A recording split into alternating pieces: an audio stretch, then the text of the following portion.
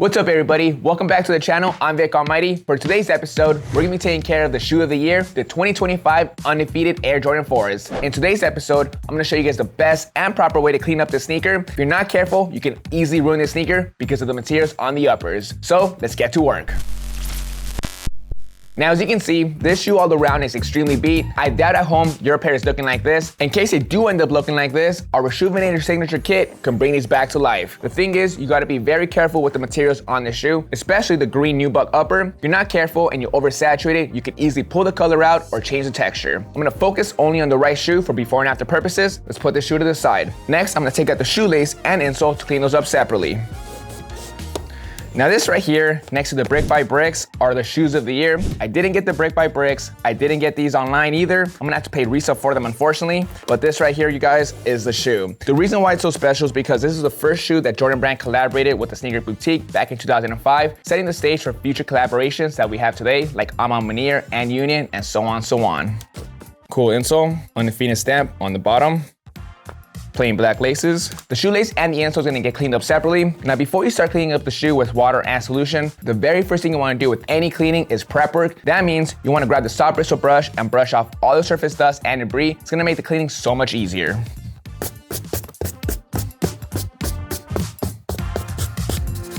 Now, when it comes to Jordan 4s, such as the eyelets, the wings, and the back tab, a lot of dirt and debris gets stuck inside these crevices. Pull them back and make sure you get it all out. Same thing with the inside, you guys. Dirt, debris, fuzz, hair, all of the above gets trapped inside. Nasty work. After doing this step, make sure you reset your station, check your soft bristle brush, dry it off and remove any dirt. That way you're not reapplying it onto the shoe when you're cleaning it up. You also wanna make sure there's no dirt or debris anywhere on your mat because you don't wanna put that stuff back onto the shoe. Now, to make this cleaning even easier, before I grab the solution and soft bristle brush, once again, I'm gonna grab our Reshoevn8r wipes. If you look at the plastic hardware, such as the back tabs and the wings, they're pretty dirty. I'm gonna grab a wipe those areas down. That way when I'm brushing the uppers, I'm not spending too much time on those areas and saturating the suede.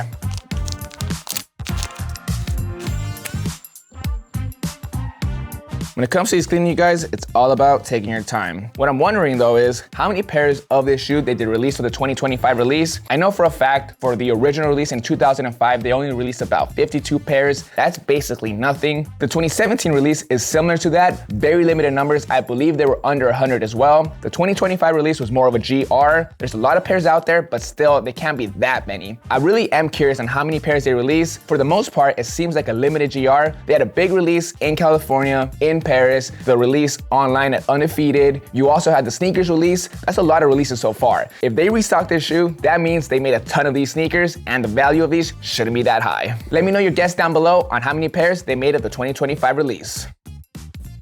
All right, the plastic hardware is in great condition. So far, I've only used one wipe. It has a lot of soap and water. I'm gonna go ahead and move on to the midsoles to make this even easier.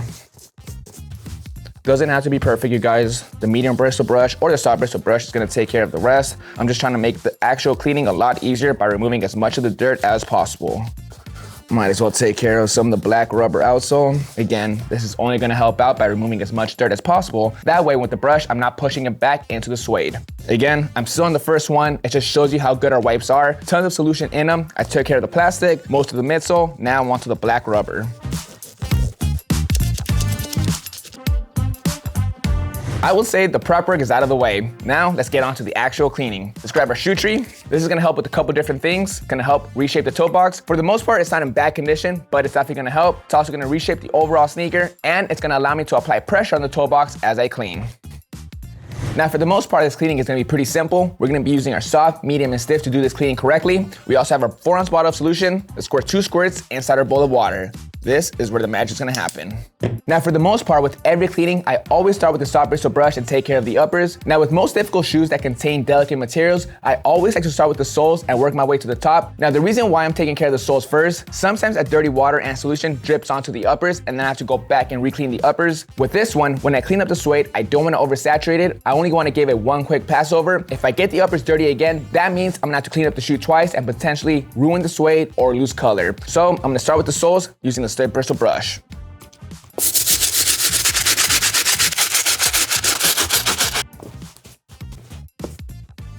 Soles are looking so much better. If you guys ever have some rocks on the bottom, pick them out real quick with a small pick. Also makes a big difference, especially if you're offering this as a service for somebody else. Make sure you pick this out. It takes 2 seconds. It makes the sole look brand new. Let's put the stiff bristle brush away. Soles are looking back to brand new. All you need is a stiff and some elbow grease. Next brush is the medium bristle. This brush is only gonna be touching the midsole and the back rubber that I missed on the uppers.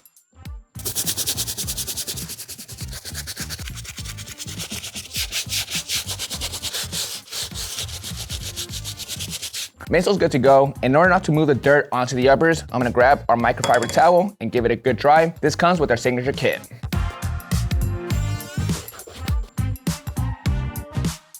Now, in rare situations like this, where I clean up the soles and midsoles first, one thing I recommend doing before moving on to the uppers is getting some fresh water and solution. I don't wanna make you guys waste solution every single time, but in my opinion, for shoes that are more expensive like this, it's worth using a little bit extra solution. The last thing you really wanna do is get the dirty water and put it back onto the uppers. Let's finish off this cleaning using a soft bristle brush. The trick to this cleaning now is just to give it a nice pass over all around in a circular motion. I don't wanna oversaturate it. I do wanna hit every single corner of the uppers to make sure I get rid of every single stain. Once I hit a full 360 on the upper, I'm gonna pat it down dry right away and let it dry. With those few steps, it should do the trick.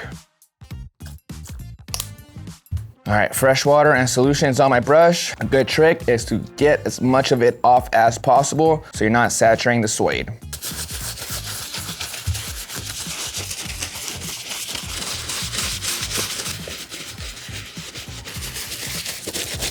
All right, Arthur, quickly. Upper is fully clean, I need a towel. Gotta do this fast, you guys. You don't want the water and solution just sitting on the shoe for way too long. I think it's looking overall pretty good.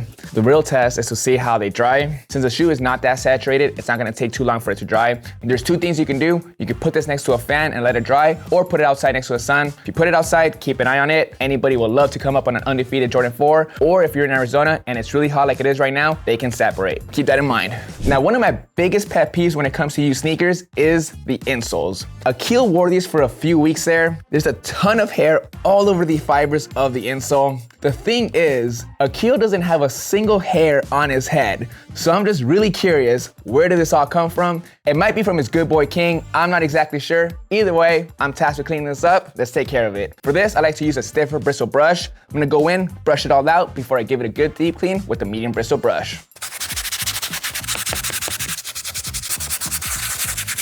Much, much better. My second biggest pet peeve is this little square right here. That's where the size tag once was. Before you wear your shoes, make sure you peel it off. All that adhesive stays behind. When you wear black socks or something, you're gonna have all this fuzz. Now you have a big black square that's kind of hard to remove.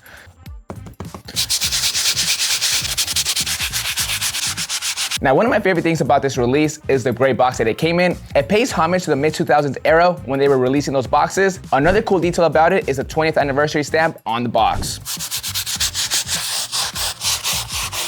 All right, insole looks good. Let's grab the shoelace, use our leftover water and solution, and give it a good scrub.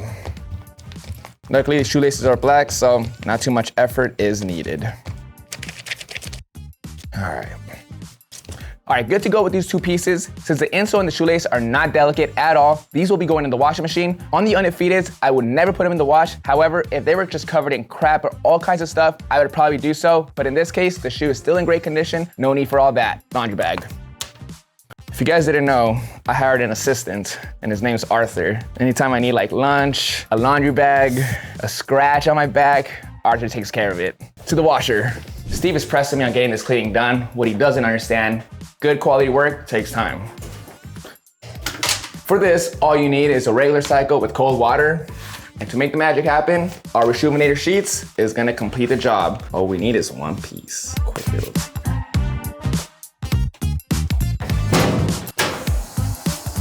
All right, 2 things. This shoe is fully dried, ready to go, and it cleaned up great, you guys. There was no bleeding at all anywhere from the material. The color is still holding up strong. We did lose a little bit of the color, but in just a second, we're gonna put it right back. I still need to reset the nap on the suede with the medium bristle brush. Once I go over it, it's gonna go back to its original soft texture. The rest of the shoe also turned out great, no issues at all. Now, all I'm gonna do with this brush is go in a circular motion back and forth until the soft texture is back.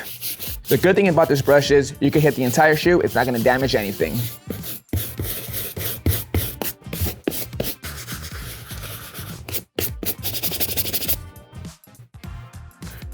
Now to bring back the color, I'm gonna be using some Reshoevn8r Mink Oil and our horsehair brush. I'm not gonna be spraying it directly onto the shoe. That may be too heavy. All you wanna do is spray a couple of coats on the horsehair brush and then brush it onto the shoe.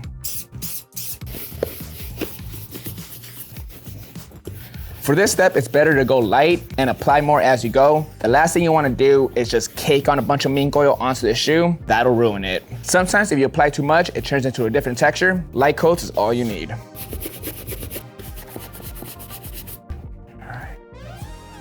Honestly, back to brand new. All that's left to do is put the insole and lace on the shoe so we can wrap it up. Brand new orange, no hairs, black square. Make sure you take that label off. I saw a little balding spot on Arthur's head too. Not gonna lie, the shoe does look a little bit incomplete without the patch. A keel left it somewhere. That's not the point though. This shoe is back to looking brand new.